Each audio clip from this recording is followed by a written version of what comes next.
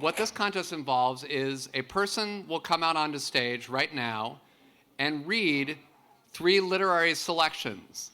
And if you can identify these selections, you need to write down on the card the author, the title of the work it's taken from, and the decade the work was published. And now it's my honor to introduce the person who's going to read these selections, Uma Thurman. Uma?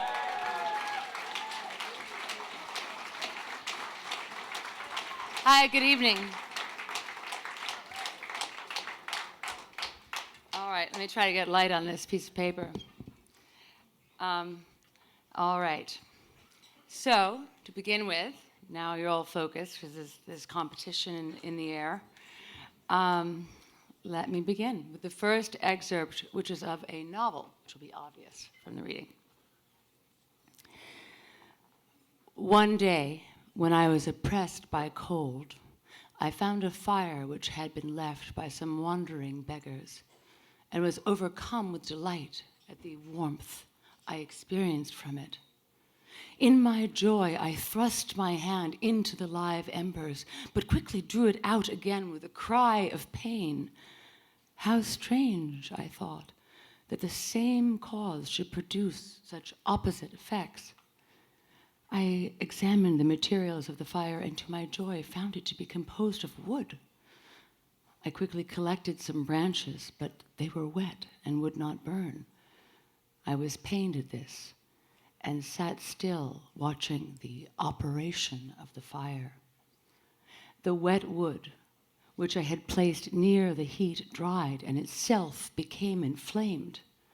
I reflected on this, and by touching the various branches, I discovered the cause, and busied myself in collecting a great quantity of wood, that I might dry it and have a plentiful supply of fire. When night came on and brought sleep with it, I was in the greatest fear lest my fire should be extinguished. I covered it carefully with dry wood and leaves, and placed wet branches upon it, and then, spreading my cloak, I lay on the ground and sunk into sleep. That's the first excerpt.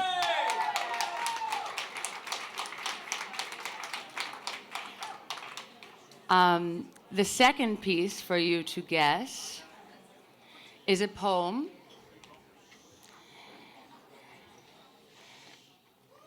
And I'm sure there's debate already on the first piece, but the second piece is a poem, and I will read that to you.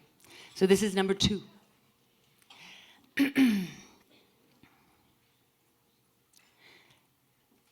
Some say the world will end in fire. Some say in ice. From what I've tasted of desire, I hold with those who favor fire. But if it had to perish twice, I think I know enough of hate to say that for destruction ice is also great and would suffice. That's number 2. And number 3, and I'm going to warn you that my 15-year-old daughter got this one in the kitchen. So we'll see. Okay. Oh, by the way, I don't think anyone mentioned, but the concept was that they were pieces from famous literature. The books themselves or poems are not necessarily fire-based, but the idea was, the theme was that they all related to fire, playing with matches. There we go, obviously. All right, so the third piece, which is a novel. Give not thyself up then to fire, lest it invert thee, deaden thee, as for the time it did me. There is a wisdom that is woe, but there is a woe that is madness.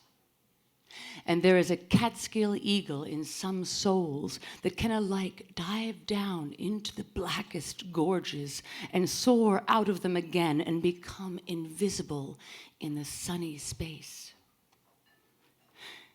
And even if he forever flies within the gorge, that gorge is in the mountains, so that even in his lowest swoop, the mountain eagle is still higher than other birds upon the plain, even though they soar. So, I don't know if, as this is the inaugural event, if there's a badge that should be given to the winners, but I think there should, or at least a cookie or perhaps a balloon. So, wish you all the best.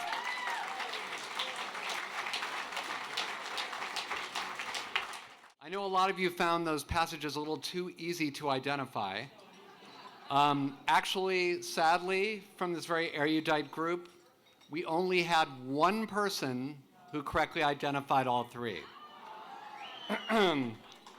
And the passages were, the first one was Frankenstein by Mary Shelley.